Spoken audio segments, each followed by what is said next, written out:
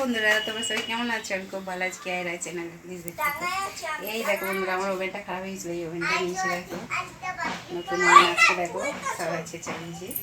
আজকে দেখো বন্ধুরা কী কী হবে। এই যে চিকেন হবে, চিকেনের মশলা এখানে এখানে আদা রসুন পেস্ট হয়ে গেছে। আর এই যে কলমি শাক ভাজা হবে বন্ধুরা।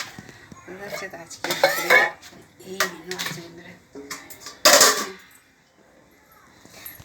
দুপুরের আমার এই মেনু। প্লিজ কেয়ার রায় চ্যানেলটা দেখতে থেকো, ঠিক আছে? এই যে আমরা দেখতে পাচ্ছি এখানে এই যে আলটা ছাড়ো সব কেটে কুটে রেখে মাংস মেলাম। চিকেনের আলুটা ভেজে নিই, যেহেতু তেলে ভাজাটা করেছিলাম।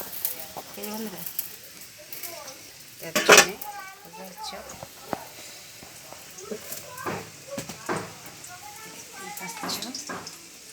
চিকেনের মশলাটা মাখাবো, ঠিক আছে বন্ধুরা? মশলাটা মাখিয়ে রাখলে গিয়ে চিকেনটা খুব সুন্দর খেতে, বুঝতে পারছি না? ওভেনটা কেমন হয়েছে বন্ধুরা, বুঝতে পারছি?